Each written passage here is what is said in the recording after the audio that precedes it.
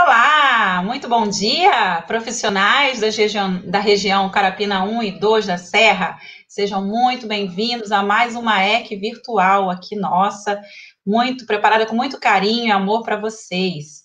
Hoje o nosso convidado especial é o professor Dr. João Porto, lá da UFES, que veio falar com vocês.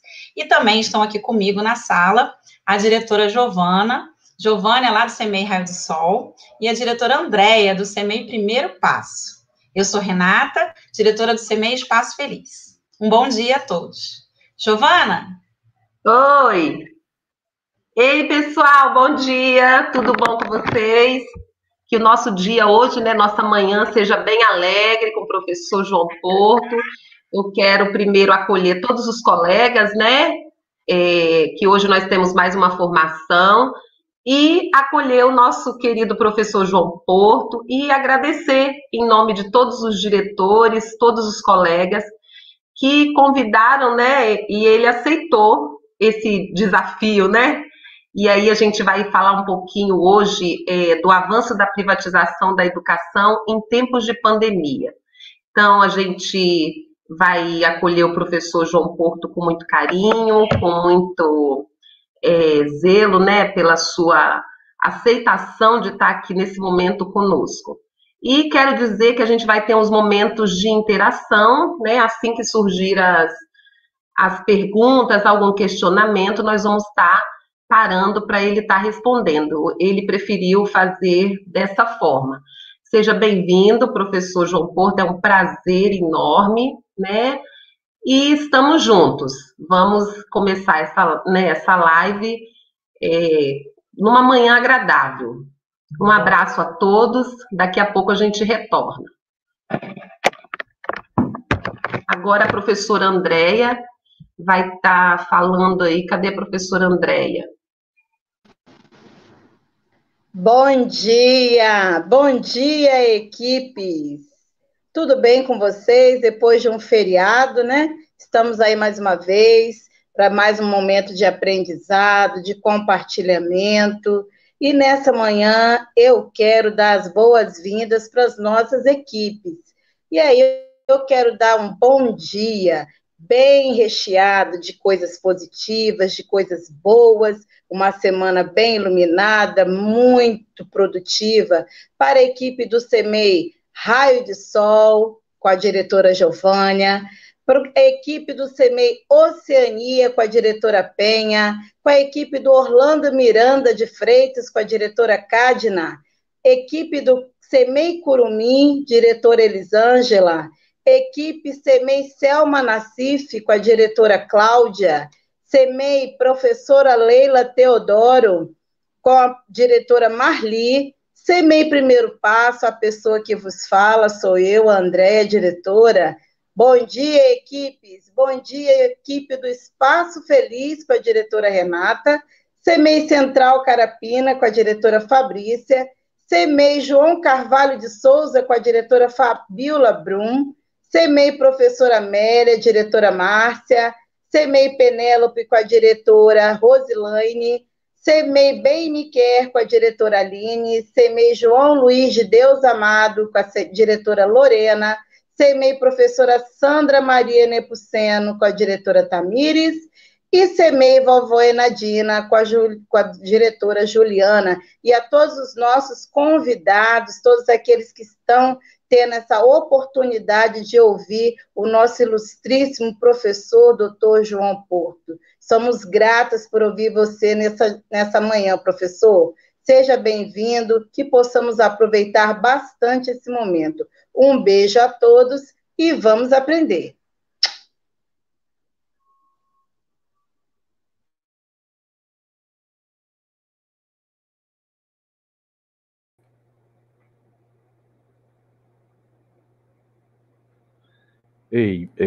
Bom dia.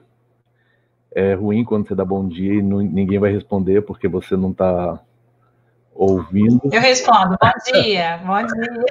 Eu achei engraçado ela falando assim, ilustríssima. Eu falei, gente, essa cara de pau tá com tanto óleo de peroba assim para ela me chamar de ilustríssima. Eu não Que sei se a isso, bom imagem dia, está Alisson, muito meio, Bom obrigada. dia. a imagem tá meio ruim, não sei, eu já tentei ajustar essa câmera aqui, mas não tá, não sei se, bom, dá para ver mais ou menos. O que Não é a importa, claridade, não, da janela? não, tô contra ela. Ah, Não, é câmera ruim mesmo.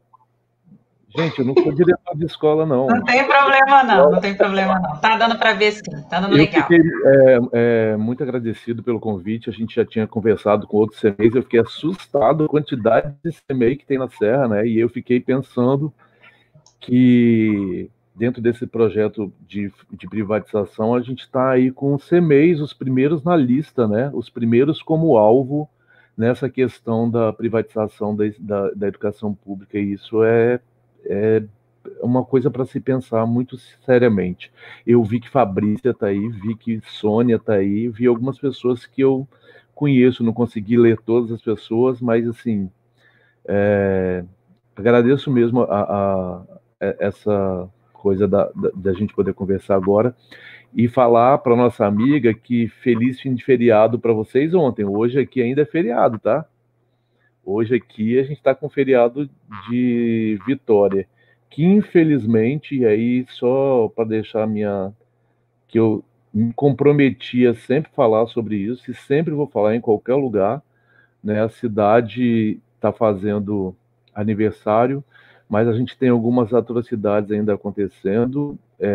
Eu trabalho com a equipe da juíza doutora Suzane Schultz sobre a questão do trabalho infantil e Vitória está, infelizmente, assim, com uma demonstração clara de que não tem uma preocupação com isso. A gente tem todos os semáforos de Vitória, crianças trabalhando. Evidentemente que eu não vou nem falar do trabalho romantizado, aquele trabalho dos mini atores, dos mini youtubers, das mini atrizes, mas assim, nessa questão direta de vulnerabilidade, de questão de segurança muito mais rápida, assim, a gente tem um número muito grande de crianças aqui em Vitória no semáforo. Só para pedir para vocês que assim que vocês virem no semáforo, liguem para quem puder ligar, liga para a polícia, liga para o MP, liga para onde puder, porque está insustentável essa situação em Vitória. A semana passada, em 10 semáforos que eu passei, eu consegui contar 7 crianças. Então isso é muita criança nos semáforos da cidade. Só estou fazendo esse parênteses aqui, porque é uma luta minha, assim, e eu quero convocar a maior parte das pessoas a pensarem nessas questões.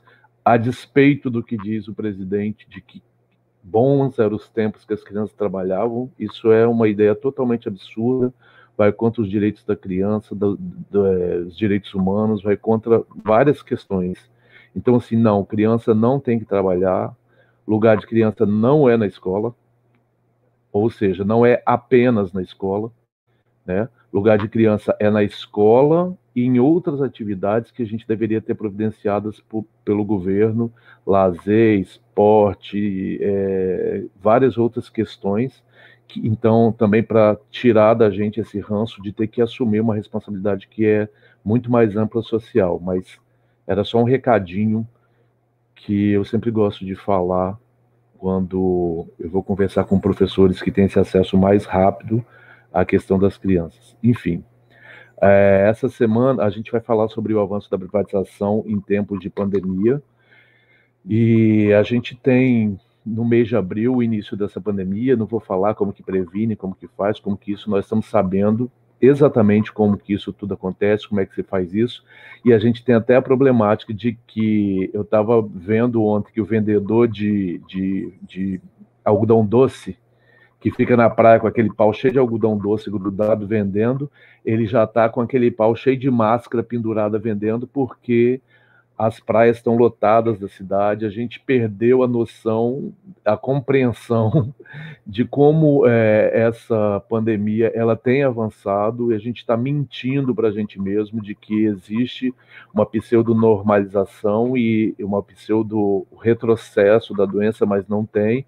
Eu tive só em 2 semanas 8 conhecidos, dentre eles uns amigos, que faleceram por causa da Covid. Então, assim, a questão é muito pior do que a gente tem ignorado. Evidentemente que ninguém é culpado porque pegou, porque deixou de pegar, porque também é um sorteio, né? A gente não sabe, às vezes um elevador, às vezes você se protege, e de repente você tem aí uma problemática de um errinho ou uma rateada que você deu e você ser contaminado. Mas quanto mais a gente puder evitar e se proteger, vai ser melhor.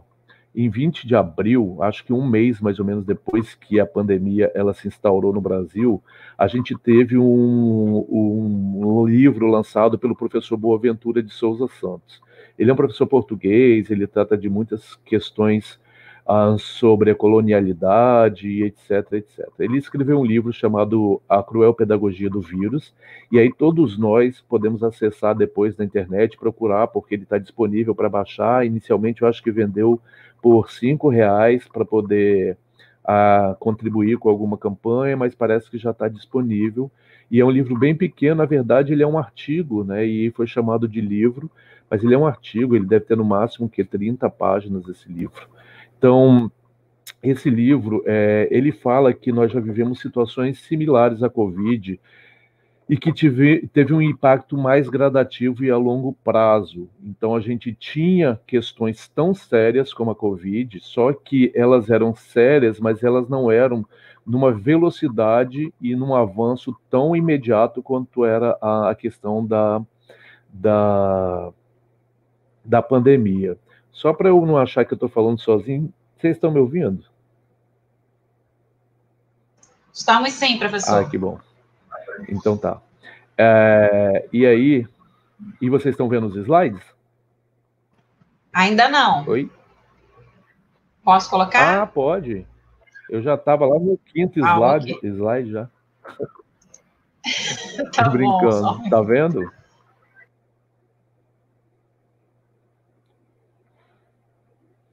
E agora, dá para ver? Oi? Está sim. Agora a gente está aqui no cantinho da tela e o slide está grande. Ah, então tá bom. E aí, como eu estava dizendo, ele mapeia que a gente já teve questões muito ou tão perigosas quanto a Covid, só que essas questões, elas eram muito sérias, mas elas não precisavam de uma ação imediata, ou precisavam de uma ação imediata, só que elas foram ralentadas nessas proposições de solução. Então a gente arrasta hoje muitas questões ainda, que elas são tão perigosas quanto a Covid, só que elas têm um tempo muito mais lento de produção desse pânico generalizado. E a gente ainda está resolvendo essas questões. O que acontece com a pandemia, com a Covid, é que ela se alastra muito rápido, que ela mata muito rápido, e ao ponto que outras enfermidades têm matado ao longo de meses ou anos, a Covid está matando a cada hora. Se você for atualizar as questões, as informações sobre a Covid durante o dia, você não suporta, porque é muito, muito, muito rápido que ela avança. Com essa questão do avanço muito rápido, se exigiu também que a gente tomasse providências muito rápidas sobre o que fazer em vários setores sociais.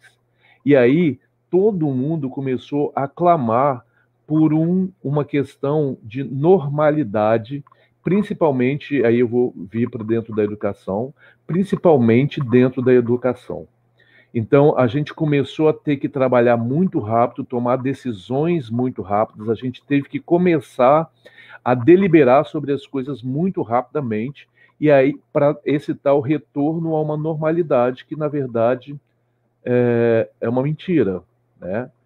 Porque a gente primeiro precisa ter esse conceito do que era uma normalidade, do que é uma normalidade, e a gente entender qual a situação para a qual a gente está querendo voltar. Então, tem um trecho no livro que fala que a atual pandemia ela não é uma situação de crise claramente contraposta a uma situação de normalidade. Ou seja, nós não estávamos, dentro da educação, dentro de um processo de normalidade. Então, estar em crise agora não significa absolutamente que a gente esteja num processo contrário a uma normalidade. O que nós vivíamos na educação já não era uma normalidade. Desde a década de 1980, à medida que o neoliberalismo, ou seja, essas práticas privatistas, foram se impondo como a versão dominante do capitalismo, e este foi se sujeitando mais e mais à lógica do setor financeiro, o mundo tem vivido em permanente estado de crise. Ou seja, tudo que a gente está tomando hoje como crise já existia nesse pseudo estado de normalidade antes da gente entrar nessa crise, que é muito mais apta, muito mais instantânea, vamos dizer assim. E nesse livro do professor Boaventura, ele fala sobre que nós devemos ser intelectuais públicos. Então, daí, quando o CEMEI fala, peraí, vamos conversar sobre isso, eu acho que essa questão é muito importante. Se hoje nós temos uma pandemia ativa e matando a cada dia, é porque nós temos uma falta de intelectuais públicos. Quando toda a produção acadêmica ela gira só em torno dos acadêmicos, a gente não consegue avançar dentro de nenhuma proposição para que se resolva muitas dessas situações que a gente chamou de normalidade. Então, você tem aí um monte de gente produzindo para os seus pares, e as pessoas hoje... Um exemplo clássico, nós sempre soubemos as regras de higiene. Nós sempre soubemos que a gente precisava lavar as mãos, e a maneira como se deveria lavar as mãos nunca foi ensinada, mas a gente vê nos filmes os médicos fazendo, a enfermeira, o cara quando vai entrar na sala de cirurgia. Ou seja, onde está esse funcionamento normal de uma educação que a gente, numa lógica de Covid, precisa transformar o currículo num currículo de saúde, sendo que esse currículo já deveria ser um currículo de saúde. E aí a escola agora começa a discutir uma questão que nós estamos discutindo há muito tempo, que é a questão da validação desse currículo, que ele é selecionado, e aí você não tem, por exemplo, essas práticas como um cotidiano da escola. As crianças já pegavam outras doenças por causa de questões de saúde dentro da escola. E aí, como essas questões elas não giravam dentro de uma questão pública, de uma esfera pública, a gente girava com esses conceitos dentro das produções intelectuais. Um cara descobriu a Covid não sei quando, e ninguém ficou entre eles. Assim, automaticamente descobriu-se isso, já era para ter se dado as instruções, as normativas de como a gente funcionaria melhor de saúde, etc, etc.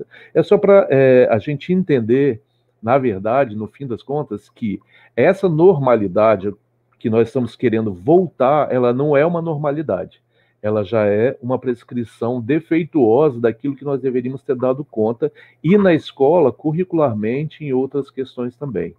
Então, esse livro do professor Boaventura fala também de ser um intelectual público, sabe? Eu acho que ele faz meia-culpa nesse livro, e ele acaba até, inclusive, melhorando a linguagem dele para um acesso mais dinâmico, sabe? Ele para de usar palavras rebuscadas, ele fala numa linguagem mais simples, ele diminui o texto, põe em 30 páginas e dá informações ali que são essenciais para que qualquer pessoa tenha a capacidade de usufruir desses conhecimentos. E aí eu acho que a gente tem entrado numa aposta dessa questão do intelectual público. Mas, enfim, para pensar na volta a um estado de normalidade na educação, a gente precisa de algumas reflexões. E aí me desculpe, que eu sei que deve estar cheio de professor de português aí, e eu vou lá, às vezes corrijo, às vezes não corrijo, às vezes faço rápido esses slides, deve estar cheio de erro de português, depois Magda me pega no pé e me ajuda a corrigir. Mas pensar na volta ao estado de normalidade na educação requer algumas reflexões. Primeiro, que anterior à pandemia, a educação estava no estado de normalidade? Ou nós só triplicamos nossos problemas, nossa anormalidade nesse processo de pandemia? Depois, o que nós classificamos como normalidade? Sob qual ponto de vista? Sobre quais aspectos culturais? Sobre quais questões? Eu, por exemplo, depois de ter lido o livro do professor Boaventura, falei, peraí, tem uma normalidade que estava posta antes dessa pandemia, a qual eu não quero voltar. Então, nós estamos atentos sobre o discurso da privatização quando somos pressionados a construir uma base para a volta à normalidade, que aí é o que a gente chama para a nossa conversa. Bom, nosso foco nessa conversa eles são os avanços da privatização na educação em tempos de pandemia. Mas é importante que a gente entenda que a rapidez da Covid, ela não anulou o que o neoliberalismo ele já vinha construindo meticulosamente dentro da educação e que agora com a pandemia ele veio calhar perigosamente para que esses processos eles se dessem de forma abrupta, né, sem nos dar a chance de reagir ou pensar sobre esses processos. Lembrando, a pandemia ela não trouxe a privatização para dentro da educação. Esse processo e esse projeto ele já vinha sendo construído. A pandemia só realçou e fez com que a gente fosse obrigado a engolir algumas coisas muito rapidamente, né, por causa do frisson da pandemia, da gente tomar decisões muitas vezes precipitadas. Bom, desde 2012 que eu venho pesquisando sobre essa questão do marco zero da privatização nas escolas públicas. Então, antes da pandemia, ou nas outras pandemias antes dessa, a gente já tinha uma ciência de como estava se dando esse processo de privatização das escolas públicas, porque a tal normalidade, como exposta por Boaventura, né, e ele descreveu isso vivendo a pandemia, de fato, já vivia processos contagiosos assim dessa doença neoliberal. A pandemia hoje ela é simplesmente como um jogo de dados, né? Por sorte, infelizmente eu tenho que usar essa palavra, mas por sorte dos neoliberais, nós tivemos a pandemia porque elas beneficiam um projeto que já vinha se arrastando naquele embate durante muitos anos, na tal normalidade, né, para a qual nós somos convocados grotescamente a ter fé para que a educação volte. Devemos ter fé para que a educação volte à normalidade. Que diacho de normalidade era essa? Então, já nós estávamos contagiados na educação com uma premissa, tá?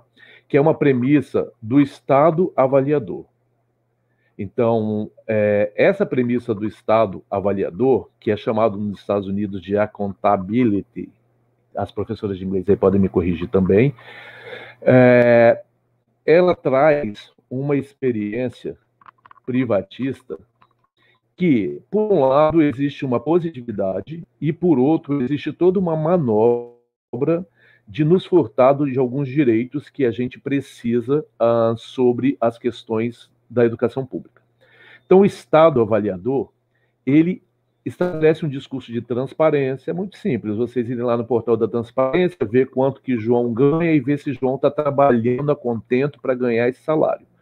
Todo mundo usou essa ferramenta de transparência, mas, na verdade, da maneira errada, para pesquisar quanto que o outro ganha. A verdade, no final da questão, era sempre essa.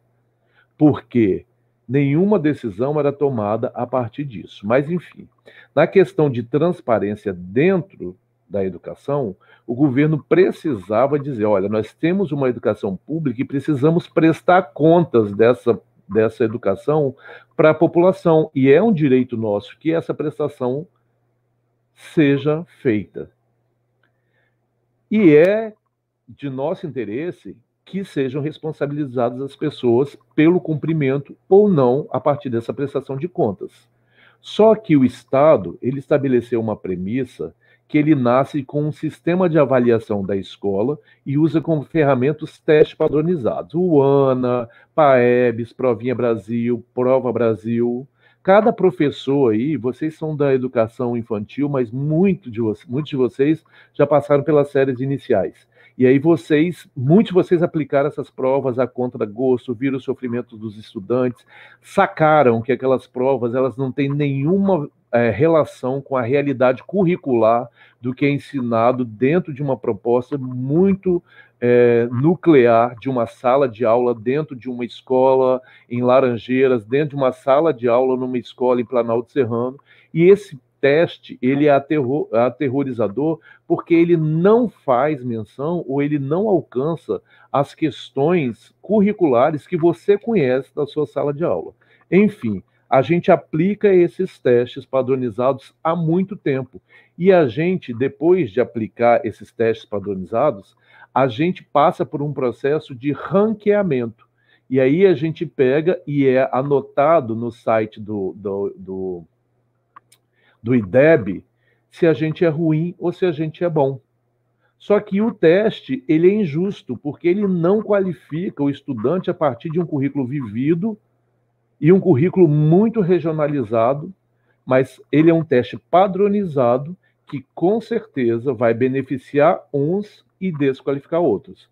Nessa proposta, esse teste faz com que muitos professores já trabalhem numa aposta regular de estudar para esses testes, porque não só o aluno é desqualificado, mas os professores também são desqualificados a partir desse teste. E aí vem o governo com uma solução ou com uma resposta salvacionista, que é a questão da bonificação. As escolas que se saem melhor recebem mais bônus e as escolas que saem pior recebem menos bônus. Ou seja, você tem uma premissa neoliberal de privatização que premia e que não premia. E nessa questão da premiação na educação é muito esquisito, parece que ninguém se põe à prova disso, de pensar, peraí, se a minha escola na Serra Sede está classificada como ruim e a escola da professora tal em Divinópolis está classificada como boa, por que a escola boa ela recebe como recompensa mais recursos e a minha escola dita ruim ela recebe menos recursos? É a lógica da desqualificação para que haja um fechamento dessas escolas que não estão respondendo a contento. Só que elas estão respondendo a contento por quê? Porque a gente tem que partir de uma premissa regionalizada e de um currículo regionalizado. E aí a gente tem esse grande bolo que a gente se meteu antes da pandemia, que era o bolo de que nós mesmos estamos fornecendo provas falsas sobre nós mesmos, nos desqualificando, e alguns entenderam o projeto neoliberal e começam a fazer o seguinte, bora estudar para o teste, porque é esse teste que vai parar de me desqualificar, de desqualificar a minha escola e de desqualificar minha turma e de desqualificar meus alunos. Então, mas, ué, João, mas seria legal saber o resultado. Evidente que é legal. Vocês não fazem prova dentro da sala de aula? Quando um professor faz uma prova dentro de uma sala de aula, uma avaliação, ele faz consciente daquilo que ele ensinou para esses estudantes. Então, a avaliação dentro de sala de aula é uma avaliação totalmente justa. É injusto eu, que não sei o que está acontecendo dentro de uma sala de aula, de todas as intervenções, os atravessamentos, o menino da fome, o menino do piolho, o menino da morte, o menino do estupro. Eu não sei nada disso. Vou lá e escrevo um teste e dou para a sua turma realizar. Então, assim, nós participamos desse projeto. Alguém abriu o microfone porque quer falar? Eu. Pode concluir aí. E a gente acaba dando cabo a esse projeto. Mas aí a gente vai chegar direitinho por que existe esse projeto dessa prestação de contas, dessa responsabilização dentro da educação. Pode falar. Professor, tem uma pergunta aqui do professor Alberto. Ele colocou: como informar os pais que o lugar da criança é na escola e outros lugares educacionais e não no trabalho infantil? E o que fazer nessa normalidade no momento de crise? O professor Alberto que fez essas duas perguntas. Então, a gente tem uma questão que ela é muito também curricular. Tem uma escritora que se chama Jean Ennion, que ela fala que a gente repete o currículo pelo qual a gente passou. Os pais de hoje são os pais a quem foram negados um currículo decente anteriormente. E eles repetem essa premissa desse currículo. Então, quando eles repetem isso, esses pais eles não têm a instrução ou o entendimento da educação como um direito e de outras categorias como um direito. Por exemplo, muitas pessoas lutaram pela presença do psicólogo e do assistente social dentro das escolas. E eu pergunto aos professores que já vêm fazendo esse trabalho há muito tempo, é necessário? É necessário, mas não dentro da escola. porque a escola ela tem uma função regularizada de ensino e aprendizagem. E a gente também tem um outro fator de doentificação da escola. Então, talvez, no meu ponto de vista, essa presença não seria interessante. Mas aonde que eu quero chegar para responder o Alberto? A gente, Alberto, essas pessoas foram ensinadas com um currículo que não fazem elas entenderem outros espaços. Então, a solução agora é ação junto aos pais para informar, para dizer, mas também reelaborar esse currículo formativo do nosso estudante, para que ele já cresça com entendimento desses outros espaços, como tendo a obrigação de garantia pelo Estado. Mas a gente não faz isso. É a escola que tem... Eu estava numa reunião de um conselho, nem me lembro qual que eu tinha que participar lá na Serra, quando eu estava como coordenador, e a conversa era, não, nós temos que manter a merenda escolar sendo dada durante as férias. Eu não acho injusto. Só que a proposta era que se colocasse os professores nas férias escolares dentro da escola para que os pais fossem lá com os alunos para eles comerem a merenda e ir embora. Eu fiquei assim, abismado. Então, esse não entendimento desses espaços, ele também está dentro de uma macro discussão de pessoas que não entendem absolutamente do que elas estão falando. Então, Alberto, eu acho que, sim, a escola precisa ser um espaço formativo não só para o estudante, mas também para os pais desse estudante. Nós temos que ensinar para os pais também, porque perderam nesse currículo que já foi defasado durante mais de 2 décadas no Brasil. A outra questão é que esses estudantes precisam de um currículo que os faça compreender esses espaços de direito. Eles serão os primeiros a cobrarem esses espaços de direito. O que é muito confortável hoje na educação vamos botar um médico dentro da escola. Foi a proposta aqui em Vitória de um vereador. Olha só, gente, nós não temos médicos nos postos de saúde. Ele quer colocar uma lei de que cada escola tem um pediatra. Pensa nesse tipo de gente que a gente elege, que não tem a mínima capacidade de uma compreensão ampliada desse espaço. Então, se você colocar um médico, um psicólogo, um assistente social, um enfermeiro, um não sei o que dentro da escola, o governo ele cria um núcleo que vai andar mal das pernas, porque já o que é proposto pela escola não é conseguido pela falta de material, pela escassez de profissional, por isso, por aquilo. Imagina todas essas demandas atreladas à escola. Então, a gente precisa de uma educação desses pais, reeducação, e uma educação consistente, uma reformulação curricular, meu ponto de vista, para esses estudantes que estão na escola terem essa compreensão. Porque pela aposta da Dinênio, que ele vai repetir o currículo pelo qual ele passou, então se a gente fizer isso, provavelmente esses sujeitos já vão ter essa consciência e essa consciência vai ser repassada para os próprios filhos, contribuindo ainda muito mais com a educação. A gente discute hoje menina grávida na escola, a gente discute as questões de doença, a gente discute várias questões, mas a gente proíbe a educação sexual dentro da escola. É uma função dos pais, mas os pais já não tiveram num currículo anterior a esse que a gente tem. Então, como que uma pessoa não preparada, né, ela vai poder contribuir para que esse currículo funcione? Outro exemplo é o currículo agora. Os pais tendo que ajudar os estudantes em casa. Qual a condição? Com qual condição? Qual o currículo que esse pai passou que capacitou, possibilitou que ele ajudasse os filhos dentro de casa nessa pandemia? Então é um jogo muito complexo, tá?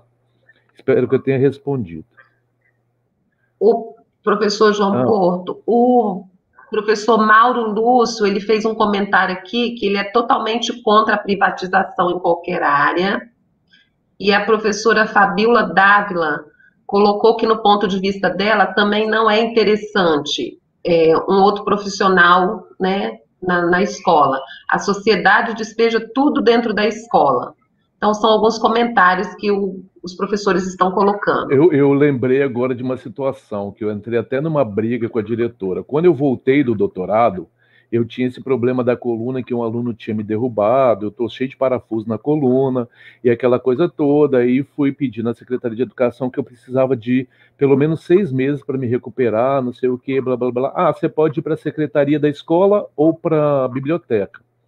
Aí eu cheguei e falei, mas eu não posso trabalhar com formação de professores? Não, biblioteca ou Xerox? Aí eu falei, tá bom, vou para Xerox. Aí fui trabalhar na secretaria da escola e é um trabalho digno e eu aprendi muito. Eu acho que todos os profissionais de uma escola, eles têm que passar pelas várias funções dentro da escola, coordenador, como pedagogo, como diretor, como secretaria, como não sei o quê, tem que passar por isso tudo para conhecer de fato a escola. E eu acho que foi um dos momentos mais produtivos que eu conheci mais a escola quando eu passei dentro da secretaria da escola. Mas aí chegou, não sei se a diretora lembra, uma situação de uma avaliação porque tinha uma pandemia, uma epidemia, desculpa, nem sei se era epidemia o nome, ou surto, mas era uma epidemia de, isso na pele, hanseníase. E aí o que acontece? A Secretaria de Saúde mandou para a escola um questionário de 3 páginas, que a escola mandava para todos os pais dos alunos respondiam, assinavam e devolviam esse questionário. E foi botado uma caixa com 1000, porque o Ismênio tinha 1000 alunos, sei lá. Então tinha lá 1000 questionários e disseram, olha só, você tem que tabular esses questionários. Eu falei, como?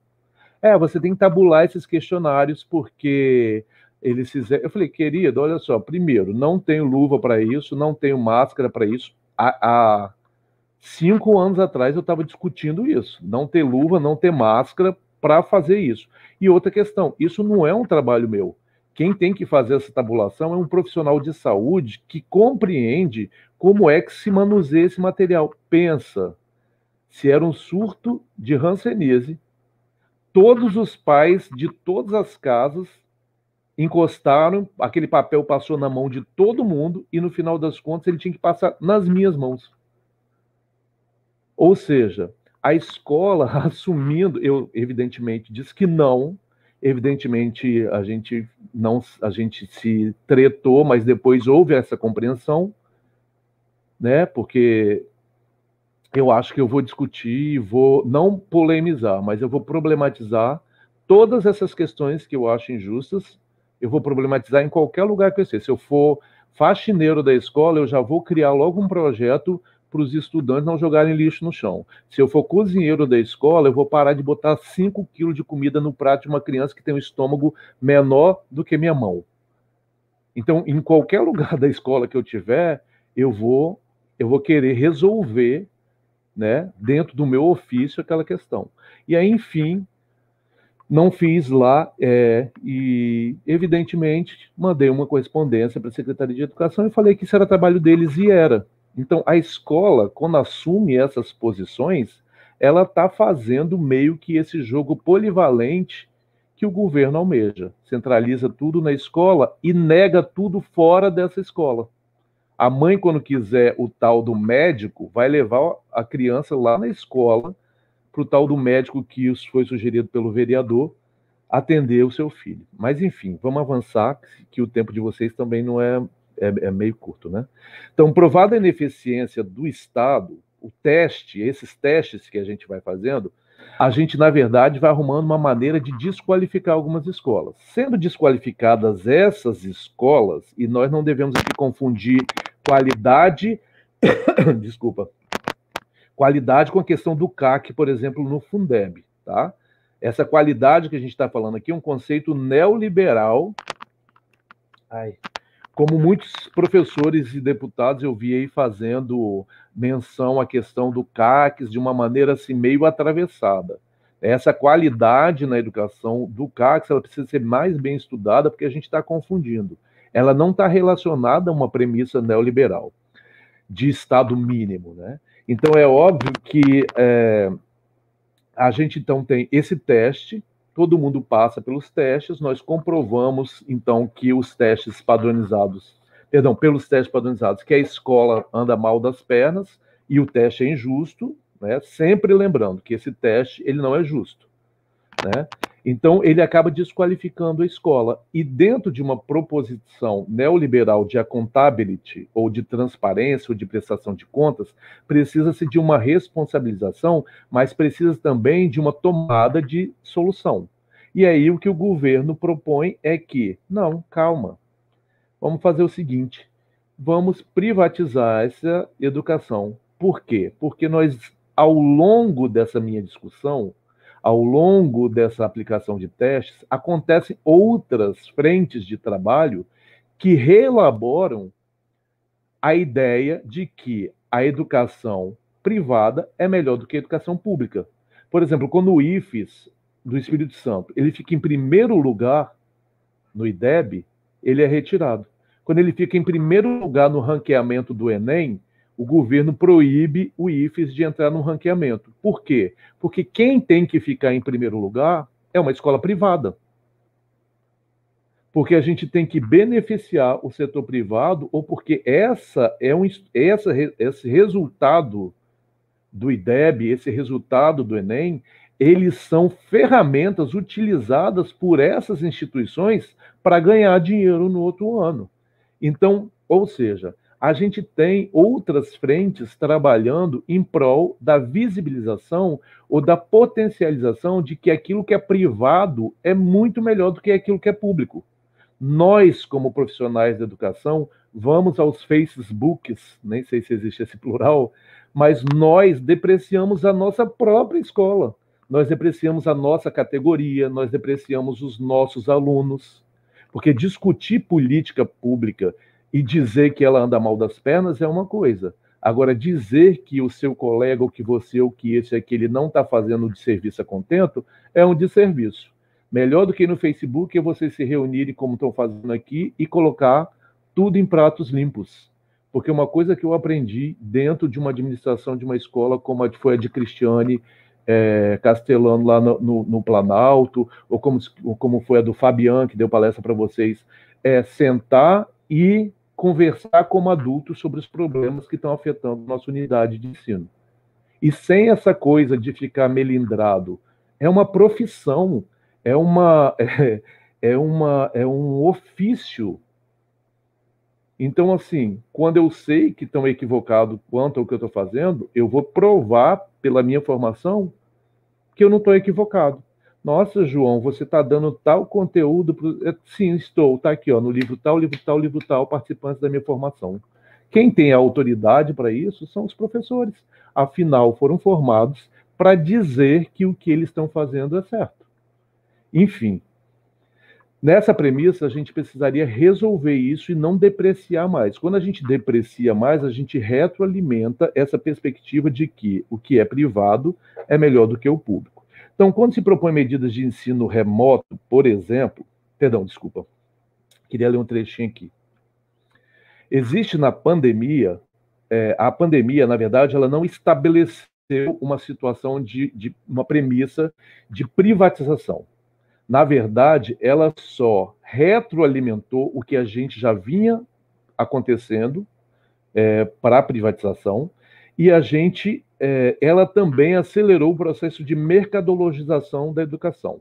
Se vocês virem hoje no Facebook, eu estou falando de Facebook, eu adoro Facebook, Magda sabe, vocês virem hoje, a cada 5 postagens de um amigo meu na minha time, aparece uma propaganda de uma Unip, de uma escola privada, oferecendo um curso. Eu estava oferecendo segunda graduação por 6 meses, em 6 meses. Estava oferecendo hoje, na página minha, no Facebook. Ou seja, a gente entrou, a gente começou, ou a iniciativa privada começou a entender que a educação era um grande mercado, mas não era um mercado porque pobre pode pagar por esse mercado, era um mercado porque o governo tinha a obrigação de utilização de recursos dentro da educação. E o que eles fizeram? Vamos redirecionar esse recurso. Esse dinheiro é fácil, esse dinheiro é limpo. Por exemplo, eu fui fazer o pós-doutorado com uma bolsa, que é minha por direito, que eu tinha direito de fazer. né? Que eu fico morrendo de rir quem fica falando mal de Bolsa Família, mas o filho recebe um Ciências Sem Fronteiras, mas recebe uma bolsa aqui, uma bolsa ali de estudo, mas o Bolsa Família é um problema. Então, assim, eu fui lá e usei o meu direito e peguei a minha bolsa. Consegui e fui para uma universidade nos Estados Unidos. Toda a educação lá é paga, não tem jeito. Que é isso que o Brasil quer se transformar. E o que acontece é que eu era tratado como um rei. Por quê? Porque os alunos lá pagam a mensalidade na universidade, mas também tem os problemas gravíssimos de inadimplência, porque as pessoas querem estudar e não têm dinheiro e pedem recurso emprestado. E o que acontece é que o meu dinheiro para eles era um dinheiro limpo, vinha do governo brasileiro. Tinha pago já a minha estadia lá na minha bolsa de estudos, que eu hoje procuro devolver e fazer jus, porque eu acho injusto, por exemplo, eu não aceitar vir conversar com os meus pares aqui na reunião do CEMEIS, só porque eu já não estou mais na educação básica. Então, assim, eu tento devolver esse investimento que foi feito. Mas isso é uma questão pessoal minha. Enfim, a questão é, esse é um dinheiro que está lá, posto. E a gente tem leis que precisam da utilização desse dinheiro. Então, na pandemia, a gente gerou uma série de processos que, na verdade, não é a pandemia que causou esse projeto de privatização, mas ela causou a aceleração desse projeto de privatização.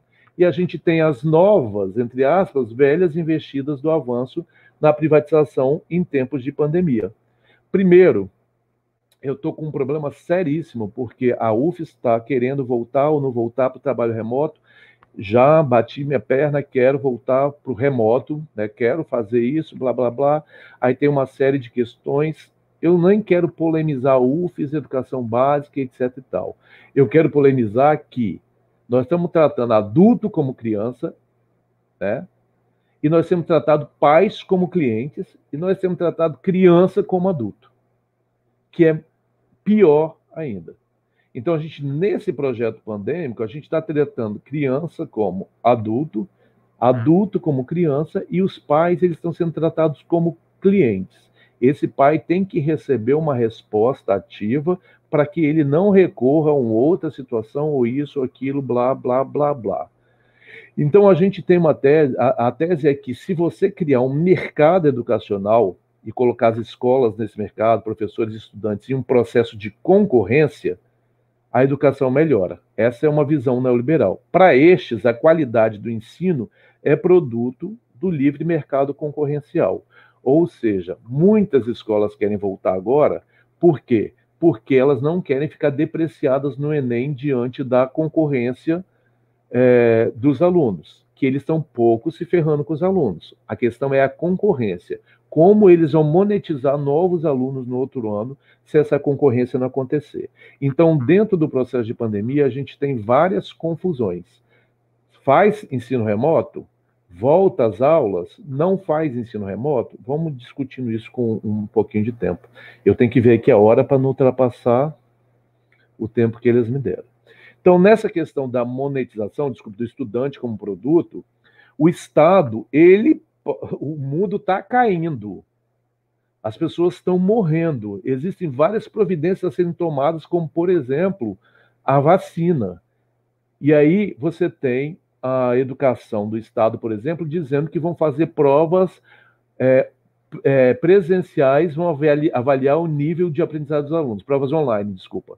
Ou seja, nós estamos num processo que as crianças estão recebendo menos, que os alunos estão recebendo menos daquilo que é proposto curricularmente, mas as crianças têm aprendido muito de outras maneiras com essa situação de pandemia, inclusive fazendo uma crítica ao currículo, e isso é aprendizagem, fazendo uma crítica aos modos de avaliação, fazendo uma crítica, ou seja, a gente tem uma produção, a gente tem uma relação de ensino-aprendizagem acontecendo, acabou.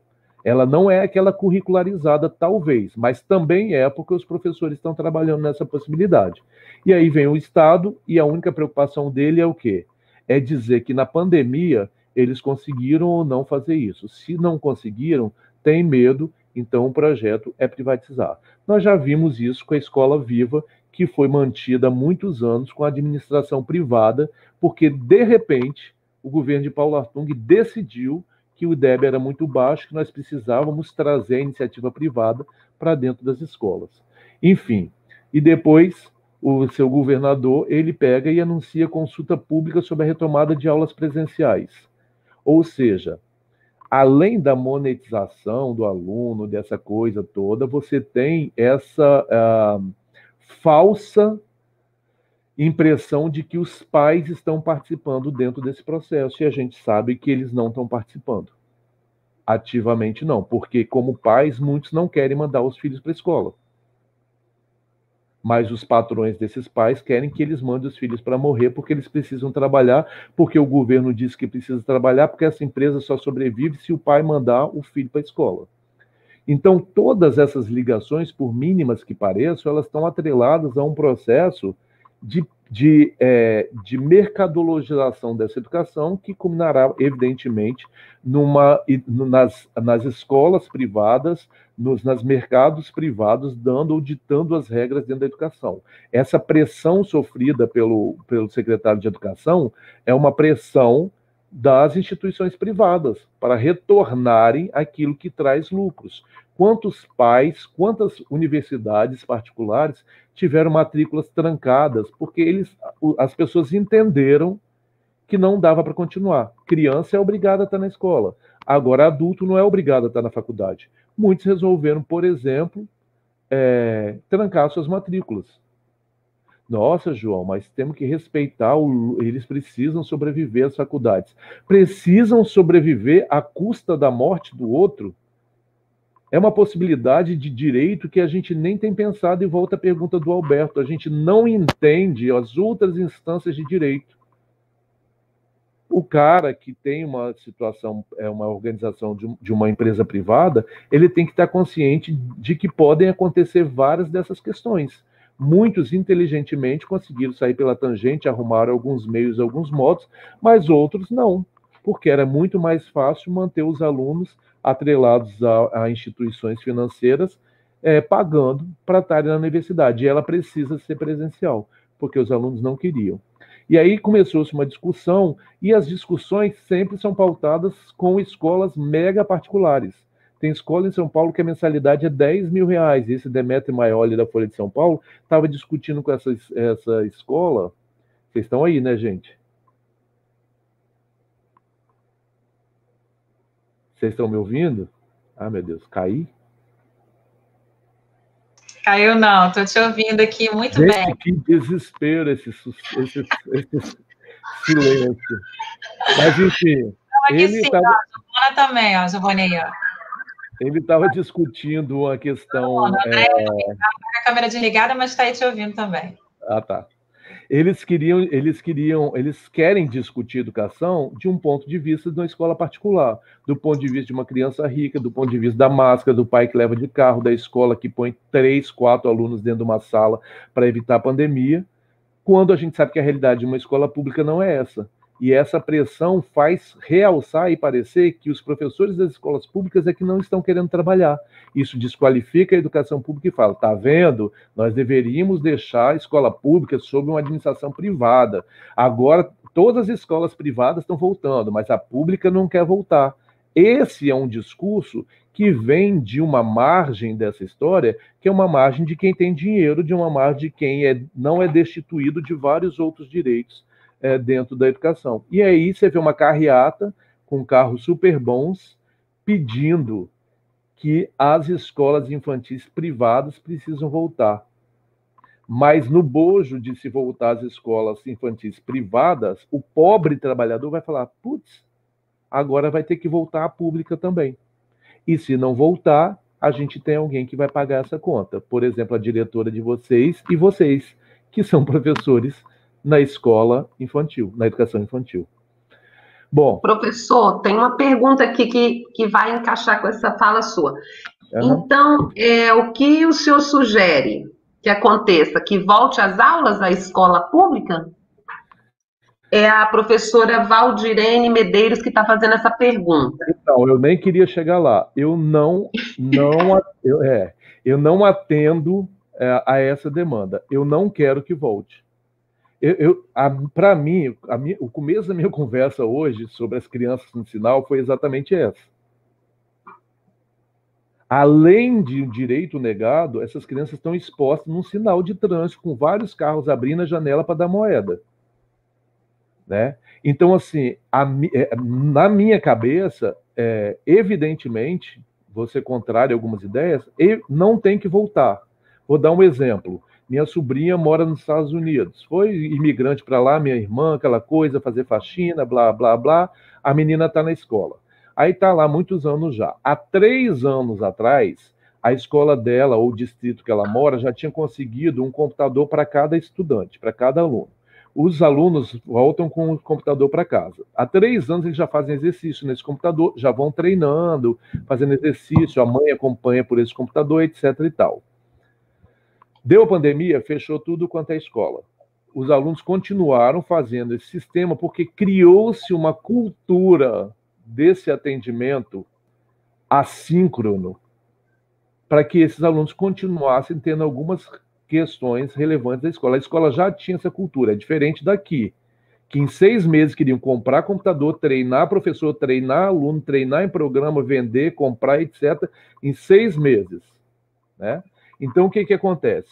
As escolas lá voltaram segunda-feira passada. Tinha 3 opções. O aluno fazia assíncrono, o aluno fazia síncrono concomitante lá com a aula presencial e o pai podia mandar o filho para a escola. Eu achei um absurdo. Minha irmã decidiu, não vai mandar filho para a escola, nenhuma criança não tem que morrer. Aí o que acontece é que reiniciaram as aulas.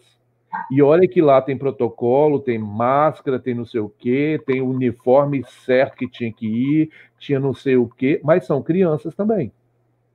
Fora as escolas, o professor com aquela placa de acrílico na frente dele, que são coisas que, no imaginário do governo, acontecerão em 150 escolas da Serra, por exemplo. Então, o que acontece? Voltaram. Com 3 dias, já tinha 2 crianças com Covid. Com 5 dias, na sexta-feira, fecharam de novo todas as escolas do distrito. Aí eu pergunto, nossas prefeituras e o nosso governo do estado estão preparados para esse tipo de procedimento? Não estão. A gente vê que não está porque uma pia num banheiro de uma escola, às vezes não tem torneira. Falta água na escola direto, faltava aula. Não é culpa do gestor, é culpa do governo que não entende que você tem 1000 crianças dentro de uma escola, ele tem que se virar, mas não pode faltar água naquela escola. Então, assim, o meu ponto de vista, Valdirene, é não volta. Enquanto não acontecer uma vacina, enquanto não a pandemia parar de uma vez. E Valdirene, você vai reparar que a preocupação está em torno das crianças. Essa repórter aqui, ó, chegou a hora de voltar à escola, no Estadão, nesse podcast, quem quiser ouvir depois lá, ela chega a citar que o índice de morte entre as crianças é muito pequeno para não voltar às aulas. Olha o nível de discussão num podcast que todo mundo escuta de um jornal que é o Estadão. Ou seja, o setor privado está tão preocupado com isso que dane-se se perder algumas crianças, que é um pensamento do presidente de vocês. Mas, além disso, assim, se não estão preocupados em perder algumas crianças, piorou perder professores. Porque ninguém até agora citou, por exemplo, o professor especialista, não sei se o Alberto é professor de regente, ou se ele é professor de educação física ou de artes. Dentro desse sistema, o professor especialista ele vai circular por toda a escola, em todas as turmas. A criança pode não morrer de Covid, mas ela pode transmitir Covid. Só que ela morre de Covid, porque não existe nada exato sobre a Covid. A gente está vendo várias crianças que morreram aí de Covid. Então, assim, eu não sou favorável ao retorno. Eu assisti uma reunião essa semana, meninas, vocês vão me avisando aí do tempo, tá? Porque depois eu fico com medo de passar muito tempo, ou de passar o tempo, né? Mas eu precisava lembrar disso, que essa semana o secretário de Educação do Paraná, que seria o nosso, foi aquele futuro ex-ministro da Educação, que é o Renato Feder, ele pegou e falou bem assim, que esta geração nós seremos uma geração que não vai se formar. Cara, as loucuras dessas pessoas são tão, sabe assim, são tão absurdas, que como assim que essa geração não vai se formar porque ficou um ano tendo aula, ou não tendo aula, mas ficou com os pais dentro de casa? Como assim que essa geração não vai se formar? Essa é uma lógica doentia da escola, que se o menino não aprende com 8 anos de idade a ler e escrever, ele vai ser um proscrito dentro da educação e vai ser relegado à exclusão escolar por vários anos. O professor que pega ele no terceiro ano, ele sem saber ler, coloca a culpa no outro e deixa ele sem saber ler para ele passar para a quarta série, para ele ir para a quarta série sem saber ler ou para ele ficar 350 anos na terceira série. Não, seu ofício chegou até aqui, eu tenho que completar o que está faltando a esse sujeito. E aí a gente vê agora um secretário de Educação dizendo que nós teremos uma geração que não vai se formar. Como assim? Aprendizagem ao longo da vida, aprendizagem em outros espaços, aprendizagem com outros instrumentos, outras metodologias.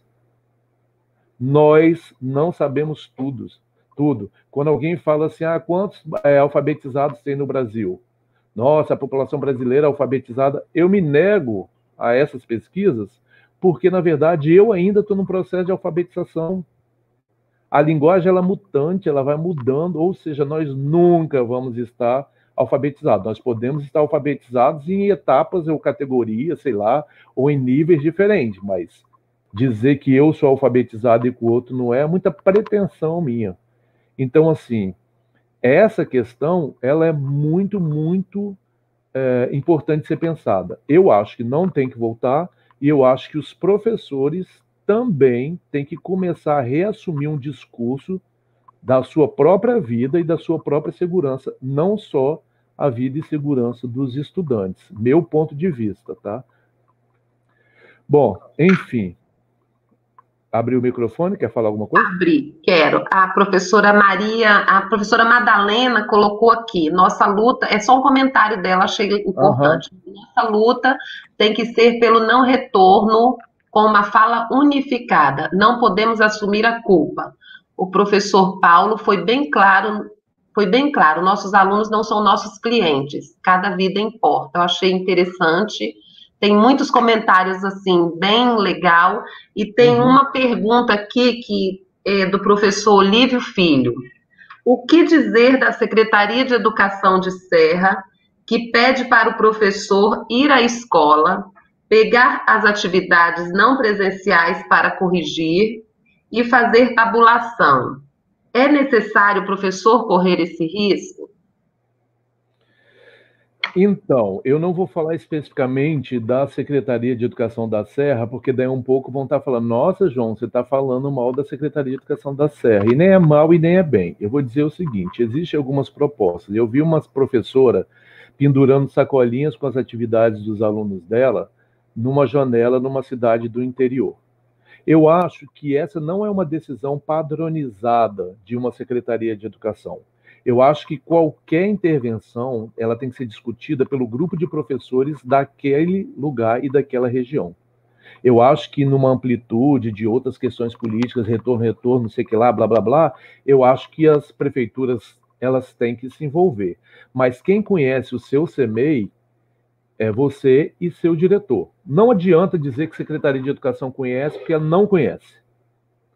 Então, essa é uma política que deveria ser, nesse momento, a de compreensão dos professores de uma amplitude dessa problemática e uma decisão coletiva de fazer ou não fazer determinadas questões. Por exemplo, não sei se é para CEMEI isso ou para MF, desculpa. Mas eu queria, assim, eu fico pensando por que é que nós ainda estamos tão ligados numa pedagogia tão tradicional que só consegue comprovar o exercício do sujeito por meio de um papel. Eu tenho essa dúvida. Se eu não entregar um papel, parece que nada foi feito. Parece que o menino. A gente tem. A pandemia e esses sistemas vieram para a gente reavaliar nossos modos de ser professor. Acabou, não adianta. Por mais que a gente queira e seja saudosista, o cuspigis acabou. Nós precisamos pensar outras formas avaliativas de ensino. O menino que te responde em Facebook, ele responde a uma demanda educativa. O menino que te responde no WhatsApp, ele responde uma demanda de relação de ensino-aprendizagem.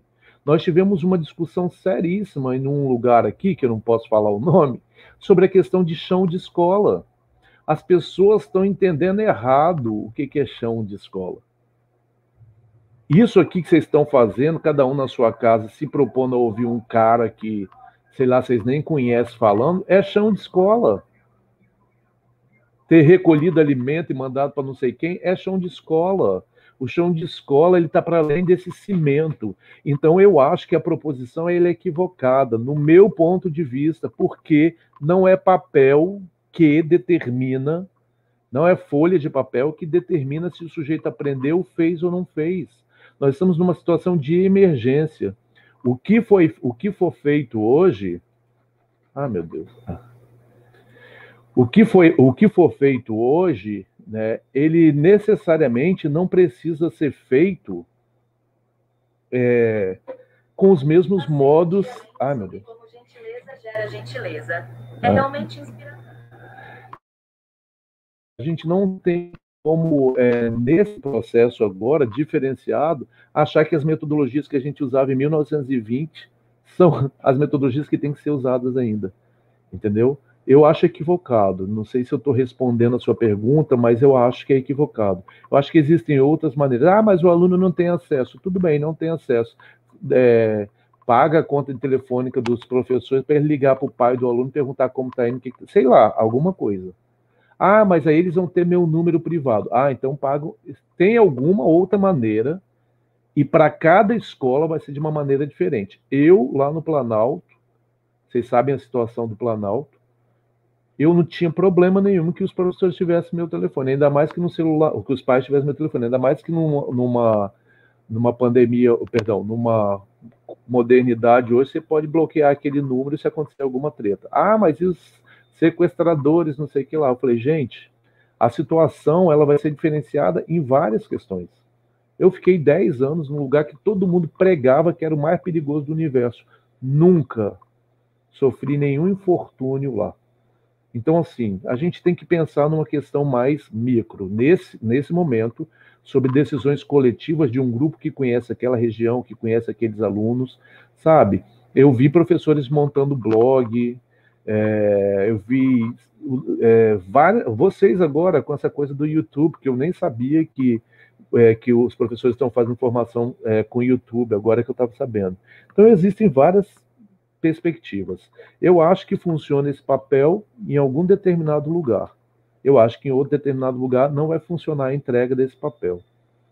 Não sei se eu consegui responder mais ou menos isso aí que eu penso sobre essa tentar encaixar numa situação totalmente contemporânea, tentar encaixar uma educação totalmente retrógrada do papel, do CUSP e do GIS. Enfim. Vou falar como diretora agora. Eu estou muito preocupada. Eu nunca vi tanto papel, tanta coisa para responder. As minhas colegas diretoras aí devem estar na mesma angústia que eu. Tudo é papel, tudo é documentado, tudo é registrado. A gente não está conseguindo conciliar de tanto papel. A pedagoga Magna fez uma pergunta. Como fazer com a angústia de não alcançar os meninos que não têm acesso à internet? Essa é uma pergunta que a Magna fez. Então, posso? Eu tenho uma questão assim, muito clara na minha cabeça. Eu trabalhei muito tempo com inclusão. O professor Irã Pinel foi meu professor de inclusão, meu orientador. Esses documentos. Será que a minha internet... Ah, não. Pensei que a minha internet tinha caído. Oi, estão me ouvindo? Deu para anotar, professor? Estão me ouvindo? Estamos. Eu não tinha te escutado, não. Só escutei até a finalização da Magna, já estava respondendo a Magna. Espera aí que caiu aqui a minha internet. Ai, meu Deus. Espera aí. Ele perguntou... O da Magna você conseguiu ouvir? Consegui. Como fazer... Aham. O dela, sim, né? O do professor Olívio Filho, ele colocou aqui: nunca se cobrou tanto papel como agora. Para onde vai esses documentos? Para o arquivo? Ele fez uma pergunta aqui, porque tudo tem que estar registrado e tem que estar encaminhando. Faz sentido a pergunta dele. Então, na verdade, assim, os processos burocráticos são os que matam a educação. Isso a gente já sabe. A gente preenche mais papel do que ensina. A gente preenche mais papel do que trabalha. A gente sabe, e essa preencheção de papel faz parte desse projeto do Estado avaliador. Ele tem que te vigiar para depois poder te punir. Então, assim, eu cumpro por uma questão pessoal de sobrevivência, eu cumpro. Mas eu não foco nessas questões, né? Outra questão que eu queria chegar da Magna, a questão da inclusão, é porque, na verdade, o que acontece é que a inclusão ela é um processo polimultilateral, sabe? Não adianta, Magna, meu ponto de vista, pelo amor de Deus, meu ponto de vista, dentro da área de inclusão, eu pensar que se não tiver para um, não vai ter para ninguém. Eu já pensei muito assim dentro da educação. Ah, se não for para um, não vai ser para ninguém. Eu acho que pode ser para um de um jeito e para outros do outro, de maneira que atenda à requisição de direito de todos. Ah, mas tem alunos que não têm internet. Ok. Dentro de um processo de inclusão, descubra quem tem acesso à internet para receber os exercícios, descubra quem não tem acesso à internet para receber de outra maneira. O que muda são os métodos que você vai utilizar para incluir. Nós estamos com foco na ferramenta e não nos modos como a gente vai fazer isso. Então, assim, se vai receber de bicicleta, de helicóptero, se vai receber... É nesse processo que eu acho que a gente precisava pensar. Ou também a gente reavaliar e dizer, então tá, vai fazer falta para todos? Então não. Então o que pode ser feito para todos no momento? Por exemplo, não gastaram milhões com livro didático? Com livro didático que nem vai ser consumível, quer dizer, com livro didático que é consumível. Deixa os alunos estudando o livro didático em casa, então, e vai mediando de uma outra maneira. Cadê esses livros didáticos que eram os melhores livros didáticos do universo? E que agora o governo vai gastar milhares de reais nesses livros que são consumíveis, que no final do ano vão ser jogados no lixo. Por que, então, que não fizeram uma ação de que cada aluno, por exemplo, seguisse e prestasse relatório dessa sequência? Estou falando do ensino dos maiores, mas dos menores, sério, quais as possibilidades que você tem de, à distância, gerenciar uma prática de ensino para esses sujeitos que não seja, por exemplo, o que o professor Clailton está fazendo? Está se expondo lá e fazendo vídeos que eu achei super interessantes para os alunos dele da educação infantil. Mas eu não quero me expor. Como é que eu faço? Então, assim, tem alguns momentos que a gente vai ter que assumir uma luta política, vai assumir uma luta militante e vai dizer, eu vou fazer isso pelo direito que esses sujeitos têm. Ou vai assumir uma outra militância e dizer, não, peraí, o governo precisa garantir de forma plausível isso. Por isso que eu falo, Magna, cada situação eu acho que vai ser diferenciada. Eu tenho um sério problema com a padronização. Quando você estabelece uma regra para todo mundo, um padrão para todo mundo, alguém vai perder. Que é o caso dos testes padronizados, que é a minha pesquisa. Se você der um teste igual para as crianças de Manaus e para as crianças de Vila Velha, uma dessas crianças vai perder. Então, assim, eu acho que nesse processo, Magna, não padronizar, é tentar não focar nesse instrumento. Todos têm que ter internet. Se uns não têm e outros têm, como garantir para todos, Magna, uma qualidade, então, que seja de ensino, com metodologia, com ferramentas diferenciadas? Porque se esperar ter para todos, vocês vão passar essa geração e não vão ver, porque não vai ter para todos. Nesse país, do jeito que está, eu não acredito. Então, assim, eu acho que o foco tem que ser não fazer o foco nos instrumentos, mas no acesso. Esse tem acesso a isso, toma aqui, esse tem acesso a isso, por enquanto. Mas não deixar de discutir depois para todo mundo a equalização desses instrumentos e etc e tal. Só que agora não dá. Que é uma coisa, Magna, que eu fico preocupado. Nós estamos nos preocupando com isso enquanto o trem está andando. Essas eram preocupações que a gente já devia ter tido antes. Mas a gente nunca reconhece outras questões como direito. A gente ficou preso no acesso à escola, à sala de aula. A gente não ficou preso no entorno, a gente não ficou preso nas políticas sociais, nas políticas de direito, nas políticas fora da escola. Aí hoje a escola está querendo tentar resolver tudo e não vai resolver, não adianta. Quer dizer, meu ponto de vista, né? Vai que alguma escola resolva. Bom, não sei se eu respondi a contento, mas também são, assim, deliberações não teóricas, que eu peguei de teórico tal e tal. E são minhas opiniões depois de ter passado 15 anos dentro da educação. Quando eu vi que a escola não dava substância para que todos tivessem acesso à mesma ferramenta, eu criei outras ferramentas, eu fiz outros métodos, eu reconheci a individualidade dos alunos, a peculiaridade, a subjetividade dele. Falei, esse aluno, dentro do requisito de subjetividade, ele não tem o que comer em casa. Não adianta eu dar um computador para ele com Wi-Fi, porque ele não tem o que comer. Então, dentro da possibilidade dele, qual o instrumento que eu poderia utilizar para que ele seguisse nesse percurso do ensino e aprendizagem? Posso estar mas assim, devo estar até, ou posso estar muito equivocado, mas essa era a minha postura diante de uma situação como essa, Magna. Bom, esse livro, Vida e Morte do Grande Sistema Americano, ele traz o que esse governo está trazendo. Primeiro, o diretor da Fundação Lehman disse que nós devemos abrir as escolas, reabrir as escolas. Ele é um dos principais beneficiados da privatização das escolas públicas, porque todo mundo acha que ele é bonzinho porque está distribuindo plataforma grátis para professor, material grátis, e tal, o cultural distribuindo isso, não sei quem distribuindo aquilo.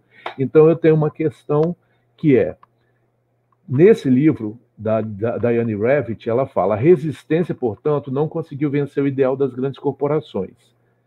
O clube dos milionários, como chamados por Diane Ravitch, que despontavam como os filântropos de risco, ou seja, tratavam suas doações como um investimento que se esperava que produzisse resultados mensuráveis, ou, no jargão empresarial, um retorno de investimento.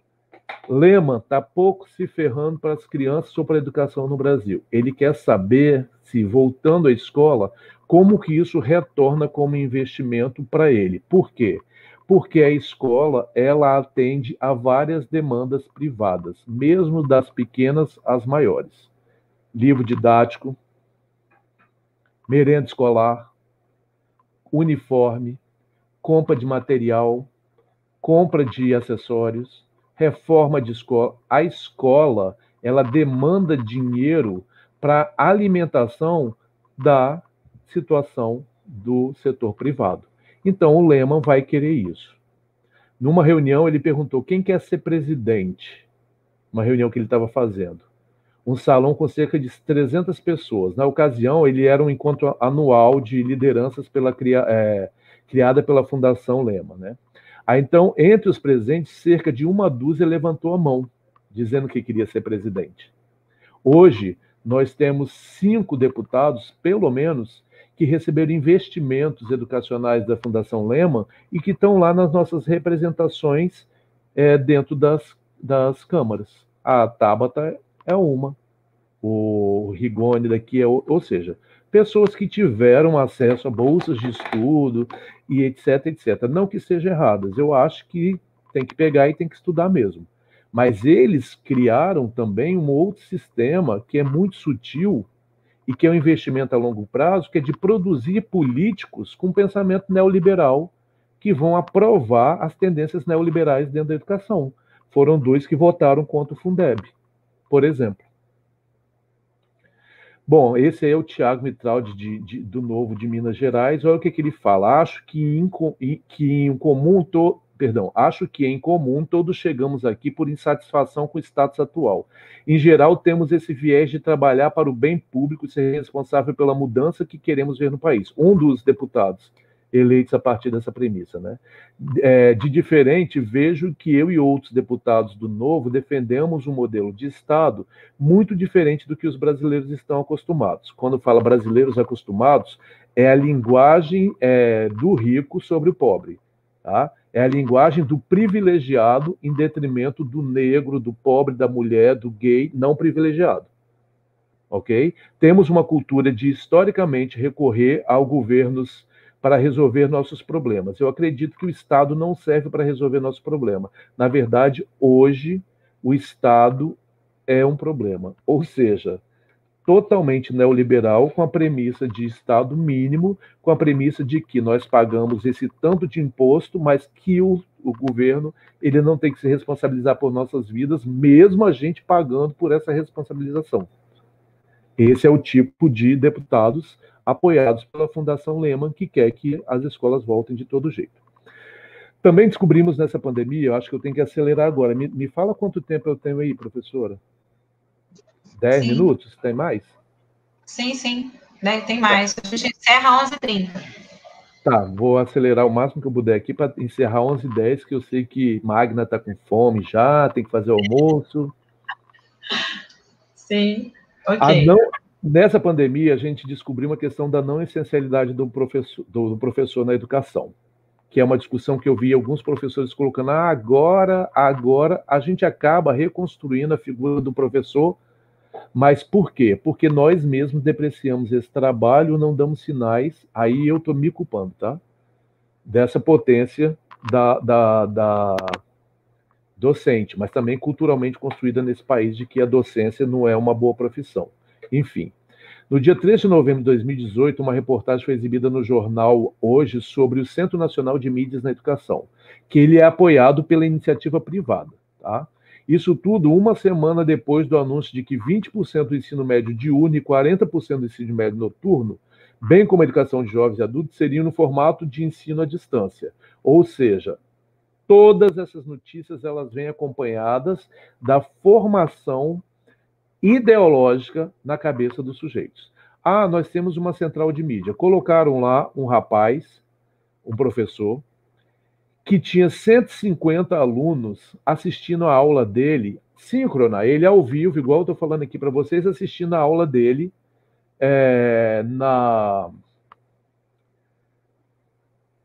nas salas de aulas espalhadas. Mas eles iam para uma sala de aula, tá?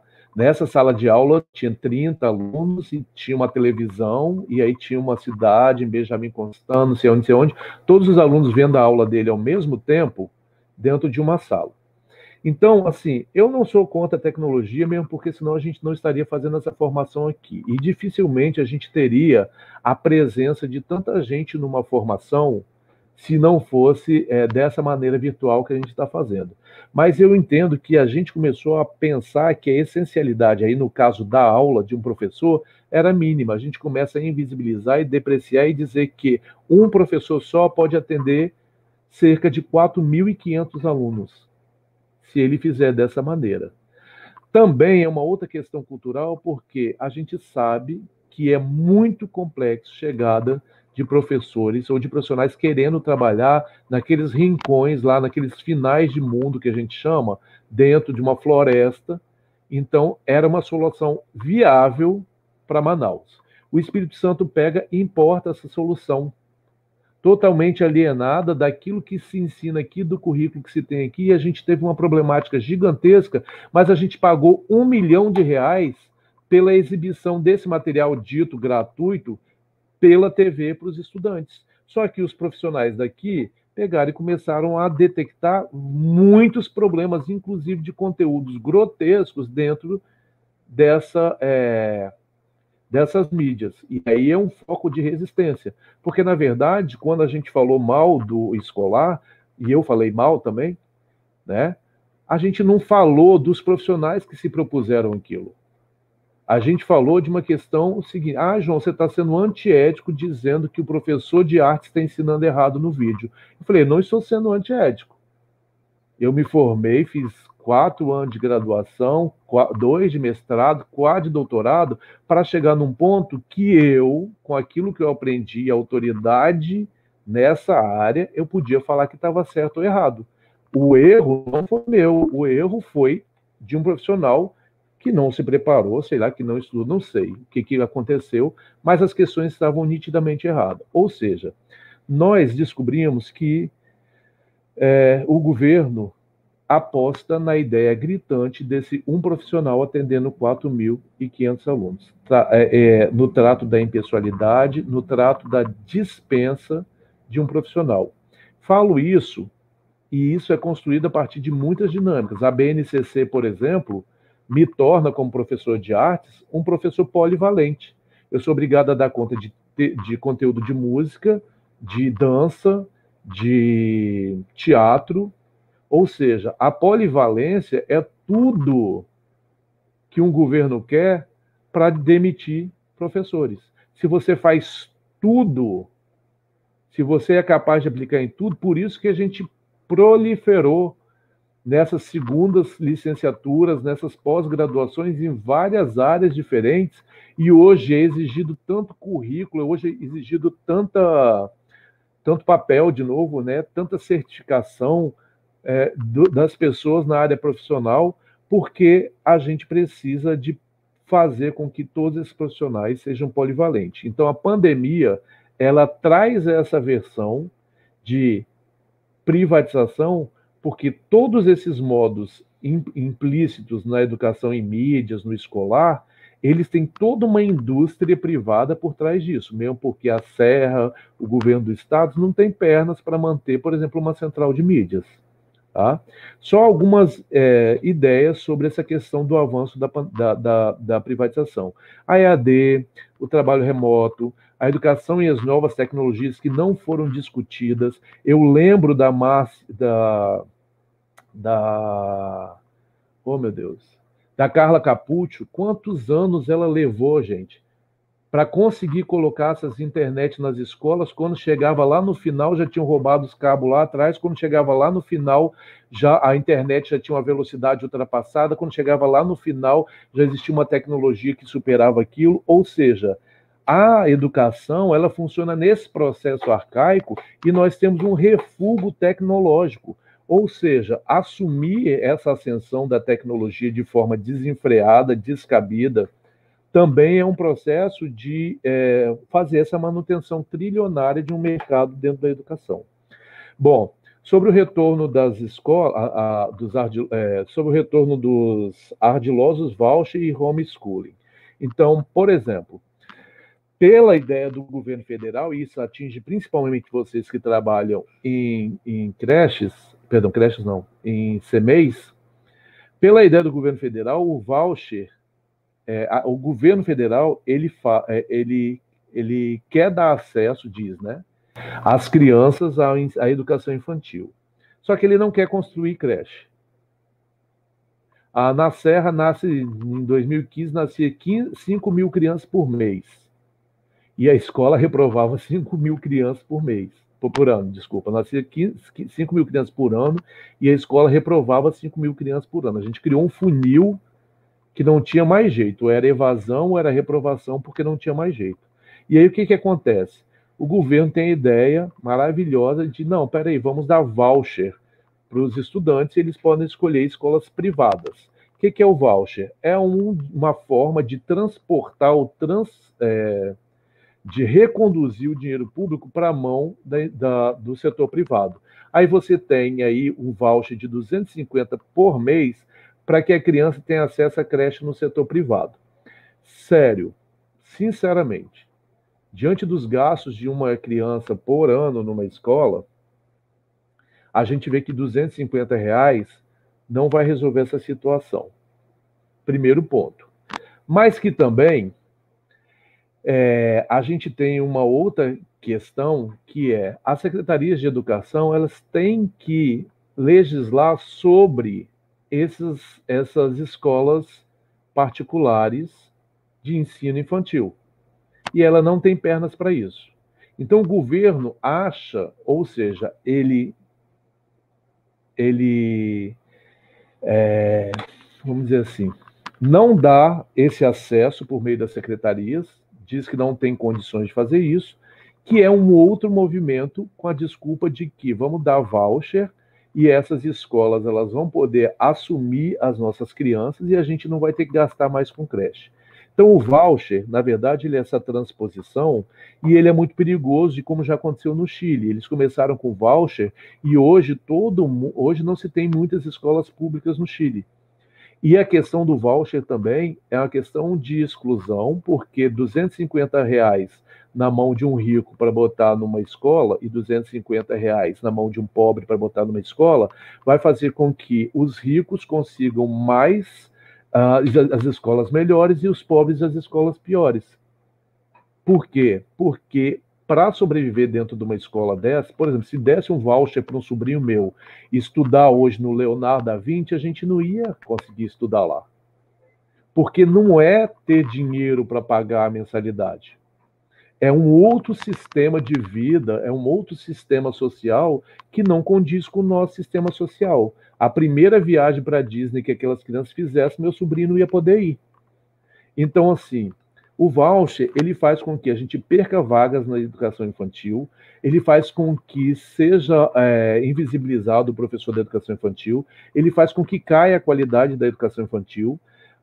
Teve um caso lá em Santos recentemente, até coloquei no cantinho da tela, que as conveniadas de Santos, elas tiveram, que começou com esse projeto de voucher, elas começaram a ser reprovadas nesses projetos. Tinha gente, por exemplo, que com esse dinheiro do voucher, ele não vai empregar você, que é formado, que passou 4 anos estudando pedagogia, fez pós-graduação, ele vai empregar o parente dele. Ele vai colocar pessoas desqualificadas para trabalhar. Foi o que aconteceu com as charter schools nos Estados Unidos. Hoje, numa charter school, o diretor tem como pedagoga a esposa, tem como secretária da escola a filha, virou um negócio familiar essa questão do dinheiro público aplicado numa instituição privada. Então, a gente tem também a questão do homeschooling, que volta, a discussão religiosa de que os alunos têm que estudar dentro de casa, de que o currículo da escola é um currículo pervertido, de que o professor do meu filho é viado, então não pode estudar lá, que a professora do meu filho é preta, nós somos brancos, ele não pode estudar lá. Então, esse discurso fundamentalista, ele entra dentro desses questionamentos, inclusive hoje, reacendidos, enquanto nós estamos preocupados, como a Magda, como é que eu vou atingir ou alcançar esse sujeito que não tem... Enquanto a Magda está preocupada com a preocupação real nesse processo, ela é distanciada dessa discussão que voltou à tona assim que liberou o IDEB, o Fundeb, assim que liberou o Fundeb, Bolsonaro já veio com essa conversa do retorno ao voucher. A educação no Chile hoje é uma das piores em questão de acesso, porque eles começaram lá atrás com essa questão dos vouchers. Bom, existe uma pressa pelo retorno, né, por causa do giro de investimento da educação no setor privado. As vidas não importam para essas pessoas, nunca importaram. Se importasse, também a praia não estava lotada ontem. O FIES e os financiamentos, eles sustentam e retroalimentam esse setor financeiro, esse setor privado, que recebe desse dinheiro, e se os caras não estão indo, não vão reabrir. A questão das terceirizadas, nós estamos vendo, eles fizeram pressão até com a demissão de ASG, com demissão de porteiro, com demissão de guarda, porque pertencem a empresas terceirizadas, a questão da merenda escolar, a indústria do livro didático, que vai perder muito, porque existe muito material sendo produzido pelos professores hoje, então a gente sabe dessa indústria trilionária, absurda, que é a indústria do livro didático. O movimento financeiro das fundações e instituições, as boazinhas da educação, as ONGs têm perdido dinheiro, as fundações têm perdido dinheiro. Por quê? Porque na pandemia as ONGs estão atendendo quem, ao que, quando e como, dentro de um mesmo projeto da educação. Então existe também essa pressão pelo retorno por uma vertente privatizadora. E aí a pandemia contribui com isso. Ela reacende essa ideia da vida sem valor, ela reacende essa ideia da educação como mercado, como comércio. Bom, a pergunta de uma amiga lá atrás, que eu esqueci o nome dela, né? Então, quais as situações nós temos? Não fazer o ensino remoto, fazer o ensino remoto, retornar à educação presencial. Não fazer o ensino, tudo isso aqui é da minha cabeça, meu ponto de vista, pelo amor de tudo, tá? Agora eu estou falando do meu ponto de vista. Não fazer o ensino remoto realça a desqualificação que o Estado tem imposto sobre os profissionais da educação, e isso reforça a ideia de que precisa de uma intervenção privada nesse setor. Fazer o ensino remoto, seja síncrono, assíncrono, ele também vai retroalimentar o projeto neoliberal de privatização por causa dos instrumentos que vão ser utilizados e das probabilidades, né, de negociação dentro de plataformas, etc, etc. E retorno à educação presencial também vai beneficiar a privatização na educação, porque a educação vai continuar, voltar ao dito normal, que já era essa exploração da educação como mercado. Ou seja, a gente discute isso tudo, chega quase no final, e você fala, putz, nós conversamos sobre isso tudo, e no final das contas, qualquer uma das situações vai, nesse processo de pandemia, vai contribuir para a privatização da educação pública? Vai. Infelizmente, a resposta que a gente tem no final é que esses projetos, qualquer uma dessas opções, elas vão contribuir de uma forma mínima ou maximizada no processo de privatização. Mas aí a gente tem outras questões. Eu acho que desde 2012, lutando para a gente conversar sobre isso, eu acho que pelo menos agora a gente está começando ou conseguindo conversar sobre isso. E a gente pode retornar depois com uma outra perspectiva de outras ações que se contraponham a esse sistema de privatização da escola pública. Mas dessas opções, eu ainda apostaria em fazer o ensino remoto, mesmo que também beneficie o setor privado, porque eu tenho um ideal de educação muito meu, o de garantia que o aluno tenha, assim, minimamente o direito dele preservado.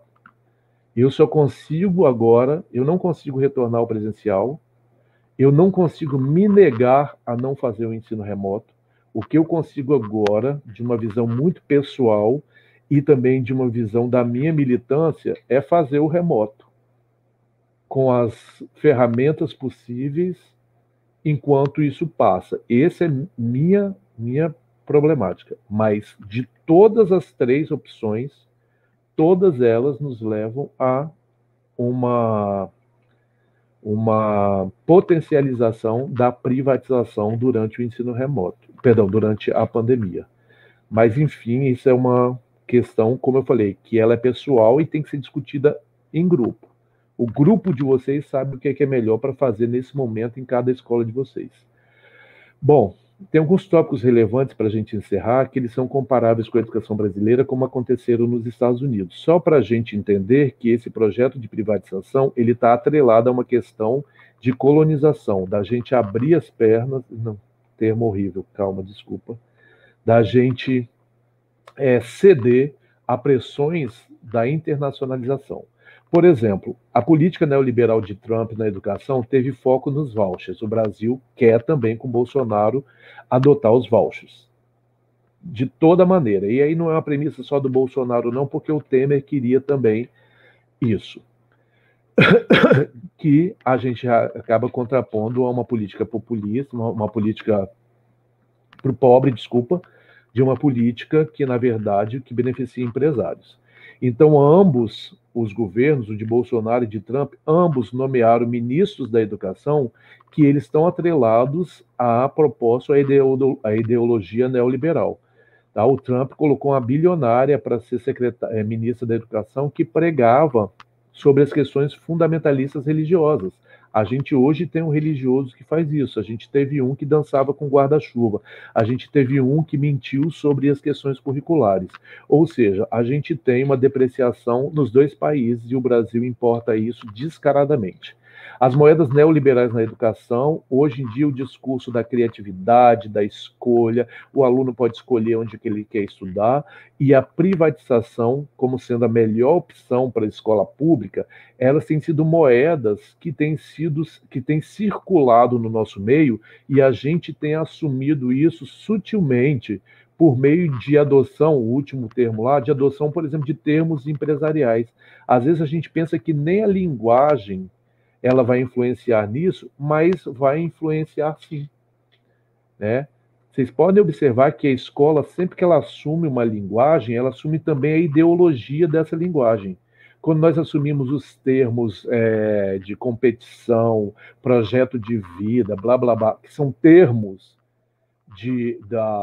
do neoliberalismo, a gente também carrega com isso a demanda ideológica desses termos, como foi, por exemplo, livro de ocorrência, que era de prisão e veio para dentro da escola. Hoje em dia é praticamente uma descrição de uma infração, é praticamente uma descrever a bandidagem de um sujeito, que é terrível, né? Ah, vamos liberar os alunos mais cedo. Espera aí, se são liberados mais cedo é porque estavam presos, né? Não, você vai melhorar de vida, ou seja, a escola que adota o sistema de cura do hospital. Então, a gente já, pela linguagem, pela adoção de termos, traz a ideologia desses termos para dentro da escola. E no projeto neoliberal também. Quando a gente fala de competição, quando a gente fala de meeting, quando a gente fala de várias questões que são empresariais, a gente traz esses conceitos, não sozinhos, mas com seus ideais também. Bom, os dois sistemas eles apresentam as escolas de escolha, né? Que é a questão das charter schools nos Estados Unidos, que seriam as escolas vivas aqui e que beneficiam os vouchers. Dei o dinheiro na mão do estudante, ele vai para a escola que ele quiser, ele tem direito de escolher para qual escola ele vai. Associa os vouchers a fundamentalistas religiosos, ou seja, tem muitas escolas, ou homeschooling, que é aquele ensino em casa, que ele é pregado basicamente por fundamentalistas religiosos, que vão exigir esses vouchers também, uma vez que eles estão educando seus filhos em casa. Trazem à tona os testes padronizados como ferramenta fundante da privatização das escolas públicas, ou seja, nós começamos com uma coisa que a gente pensa que é só avaliativa, que é inocente, que é aplicar um teste. Se vocês forem contar a quantidade de testes que um aluno faz por ano, eu acho que ele só passa 2 anos da vida escolar dele não tendo teste padronizado. Todos os outros anos ele tem de 1 a 2 testes a ser realizado. A Provinha Brasil, o PAEBS, o ANA e não sei o que, e blá, blá, blá. E aí a gente vive o currículo somente para passar 1 ano inteiro fazendo esses testes, né? E o surgimento de empresas oferecendo parceria na formação de professores. Além da formação... além da intromissão dentro do sistema escolar, essas empresas elas se oferecem também na formação dos professores, porque dentro de um ideal neoliberal, não adianta eu mudar essa escola para um perfil neoliberal e colocar um João falando mal do neoliberalismo na formação. Essa formação que vocês estão fazendo aqui não é possível dentro de uma proposta neoliberal. E deixo aqui a indicação de alguns livros que eu acho que precisam ser lidos. Talvez o mais legal de vocês lerem agora, porque ele faz um resumo desse livro americano, esse é A Reforma Empresarial da Educação, Nova Direita, Velhas Ideias. E a maioria das escolas também recebeu o projeto lá de livros na escola, que eu já esqueci o nome da sigla, FNDE, recebeu esse livro aí vermelho chamado Educando a Direita, que é um livro que fala exatamente dos processos de privatização das escolas públicas e da adoção de uma ideologia neoliberal dentro desses projetos. Enfim, gente, eu sei que eu falei muito, até corri no final aqui, porque eu já estava meio falando demais mesmo, e todo mundo fica meio desgastado, mas é mais ou menos por esse lugar aí que eu caminho. Professora, pode ficar à vontade. Estamos aqui. Deixa eu chamar a Giovânia. Andréia.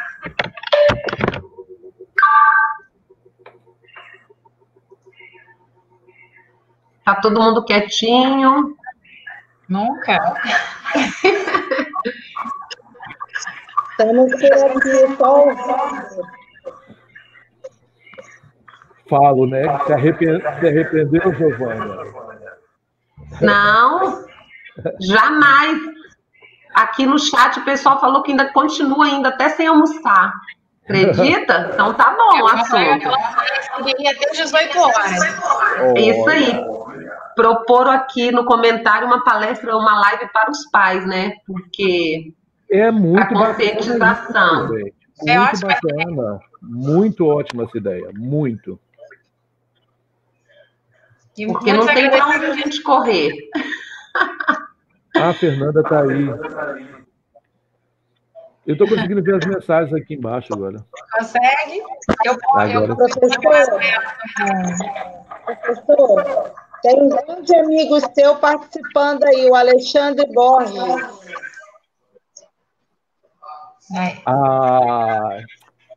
Eu já vi a Alexandre, já vi a Fabrícia, se não me engano, já vi a Sônia. Então, Alexandre é meu pedagogo. Ah, é? É. Olha, aí quando eu falei, quando eu vi lá seu nome, lá esse eu já conheço. Muito bom. Muitos agradecimentos aí, parabenizando. Também. Né? Andrei, eu acho que é de artes. É meu professor. É meu. Todo mundo aí é dono de um monte de professor, de um monte de gente, também. De jeito nenhum, é da nossa família de Espaço Feliz. Na realidade, agora nós formamos um carapinão. Isso. É uma família grande. Mas está sendo legal. Meu sonho nessas lives é aquele povo que põe aqueles estantes cheios de livros. Eu tenho um pouquinho de... Eu falo, gente, esse povo leu isso tudo. Aí, ficou ótimo. Tem cada estante cheio de livro. Eu falei, gente, só eu que não tenho livro, vou mandar fazer um plotter, um painel. Vou plotar aqui atrás para fazer uma estante daquela. Com certeza. Mas tá ótimo. Esse design é importante. Nós vamos pensar essa ideia aí, essa proposta de fazer uma live com as famílias, né, Renata, Andréia? E aí vamos convidar o palestrante, né, novamente. Ah, era eu? Ué, não... Pode ser. Vamos ver com os grupos, com a equipe. Chama Magna. Nossa. E muita gente perguntando aí, o que fazer em Gente, olha, eu acho que só de abrir essa discussão de um assunto que a gente estava quebrando pedra para as pessoas poderem discutir nas escolas, só de entrar nessa discussão, nessa formação, acho que já foi muito legal. Evidente que a gente não vai ter uma solução para esse monte de perguntas que foi feita, porque também eu estou no mesmo pacote que todo mundo, gente. A diferença de localização, a nossa formação é a mesma. Nós somos docentes, entendeu? Então, assim, eu fico preocupado das pessoas acharem assim. Eu também não estou numa posição. Quando a Magna me pergunta, eu estremeço, porque a Magna tem uma experiência de educação sério. Que quem sou eu para responder uma pergunta de Magna, gente? Pelo amor de Deus. Então, eu quero dizer assim, e de outras pessoas, de vocês, assim, de quem eu também já conheço, e eu fico pensando assim, como assim? Não, é só uma conversa mesmo. Por isso que eu queria que as pessoas se metessem no meio e falassem, sabe? Porque não tem sentido. Aí volta a história do intelectual público, né? Não tem como ficar falando e as pessoas achando que você sabe mais do que elas. Tem um monte de gente que pensa o contrário a muitas coisas aí. Aí eu acho que essas pessoas deveriam assim, se manifestar, colocar e dizer, e estudar sobre essa oposição a essas ideias, sabe? Porque o que a gente está precisando é disso. Aí, abraço, Andrei. Fabrícia. Então, assim, eu acho que essa questão é muito... ela precisa ser muito, assim, sabe, equalizada. Não é um professor da UFES que veio, que não sei o que lá, porque ontem eu estava no Admardo. Estava pipocando tiro em Gurijica, há 2 anos atrás eu na escola, caído no chão e os tiros... Ou seja, nós estamos no mesmo lugar, né, do profissional, do docente, né? Então é muito complicado, assim. Eu fico, às vezes, um pouco constrangido. Tipo assim, eu sempre dei formação na Serra, e era professor da Serra, entendeu? Por que mudaria a Professor, situação porque eu fui, agora estou dando aula na UF, sabe? Então isso me deixa até um pouco angustiado, às vezes.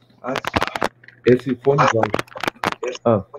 professor, nós nunca tivemos assim um tempo tão produtivo, tão significativo como nós estamos tendo agora, de compartilhamento, de ouvir outras pessoas, outras falas, de confrontar as ideias, né? De fazer um repensar, uma reflexão das nossas atitudes, das nossas práticas diárias, né? Então, assim, esse momento está sendo valioso para nós educadores, né? Para nós professores, em geral, entre os diretores, entre os professores, entre as equipes, né, como vocês estão vindo nos agraciar, como também com pensamento, com conhecimento, né, com a bagagem que vocês têm. Então, isso está sendo primordial para nós nesse momento. Eu, assim, fico muito grata em poder ouvi-lo, né? Eu ainda mexi com as meninas, né? Eu falei, gente, eu estou entrando de férias, mas olha, é muito bom, você não pode perder essas oportunidades. Né? Então, eu estou aqui para te agradecer mesmo, e dizer que nós estamos nesse movimento. A gente sabe que não é tão fácil, sabe, professor? Não é fácil essa caminhada, uma militância, precisa realmente ir firme, né, colocar mesmo para funcionar, buscar mesmo, aproveitar esse tempo que nós estamos tendo para ajustar e ganhar força. Nós estamos ganhando força em meio a essa pandemia. Isso eu vejo como positivo para nós. Então, é muito bom ter isso. Você falou uma coisa interessante aí. Mesmo que a gente não tenha as mesmas ideias que o palestrante ou que o outro fale, é importante que a gente apresente, porque esse é o momento para a gente esclarecer, tirar as dúvidas, trocar as ideias, né? Esse é o momento enriquecedor. Então, muito obrigada. Olha, gente, Alexandre, em nome de todas as equipes, desculpa, tá? Você está falando, eu estou te ouvindo, tá? Mas é porque eu estou vendo o povo que eu conheço, Alexandre, um monte de gente. Eu não tenho como responder a todo mundo, eu nem posso responder aqui também, mas eu estou lendo, tá, gente? Beijo. Estamos usando o YouTube ao nosso favor aqui no Carapinão. Olha, e outra questão, uma coisa importante. Ferramentas aqui ao nosso lado, nosso dispor. Uma coisa importante que acho que esqueci você que acabou de falar agora. Andréia. Andréia Giovanni. Que ela falou o seguinte, qual é a possibilidade que vocês têm de botar um tanto de diretor de CMEI junto e um tanto de professores de CMEI diferentes, entendendo as situações de vários CMEIs diferentes, ou seja, essa conexão sempre nos foi negada. Não queria trazer essa treta aqui não, mas por exemplo, existem muitas coisas que a gente fazia no cotidiano que a gente não entendia que ele era contrapolítico. Por exemplo, o recreio na minha escola que era dividido. Para mim isso é contrapolítico, porque dentro da própria escola era essencial, porque os alunos precisavam, tinha questão de muito aluno na escola, era muito difícil, a gente só tinha uma coordenadora. Então, mas tipo assim, é um movimento contrapolítico que a gente não conseguia se reunir. O momento que dentro da escola a gente tinha para se reunir, a gente não conseguia estar junto, porque separava os recreios. Aí você vê outras questões de formação. Se essa live fosse só a formação da sua escola, sabe? Pois é. Então, assim, talvez a pandemia... Progressão está assistindo, será, o pessoal da progressão? Eu não gosto de... Você está assistindo aí, Marta, Sorimar? Eu não gosto de dizer assim da... Ai, meu Deus, eu perdi o que eu ia falar. Assim, eu não gosto de dizer coisas positivas sobre a pandemia, porque ela não é positiva. Não. Muitos isso amigos meus morreram. Isso aqui então, já existia uma potência nossa. Isso aqui já acontecia em pequenos grupos. Primeiro passo, né, que a gente estava perto ali, a gente sempre se reunia. Né? E agora a gente está usando a nosso favor essa questão da internet, da live, e a gente está chamando mais gente. Mas quero dizer assim, olha só como são pessoas que já se falaram. Agora. Mas é isso, gente. Outra de férias aí, outra diretora de férias aí, Fabrício. Fabrício tá podendo, tá de férias, olha. A David falou aí uma coisa importante. Ela até na piscina, Ela pode continuar acontecendo mesmo depois que a gente retornar ao presencial. Olha, Kelly. Minha professora, tá? Gente, eu quero contar os 3 professores também. Alexandre, você quer ter de estimação? Vou botar um cartinho aqui em casa para os professores aqui falar, esses são meus professores.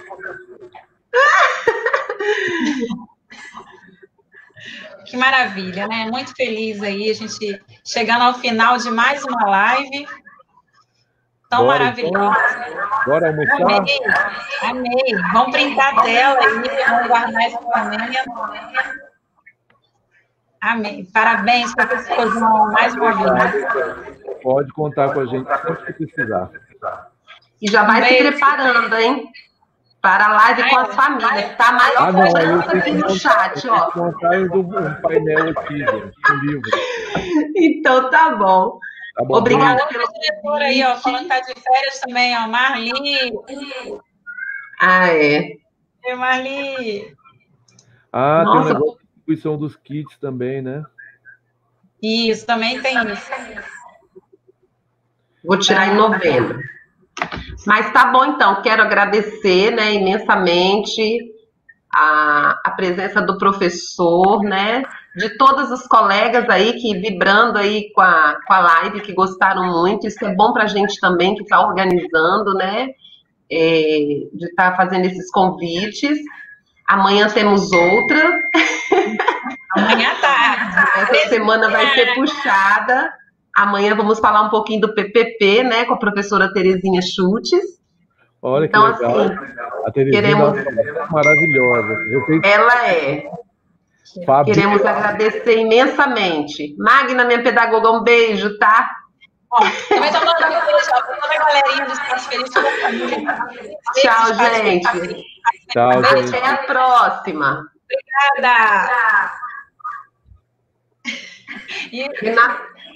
Fica aí. Vou tirar o print.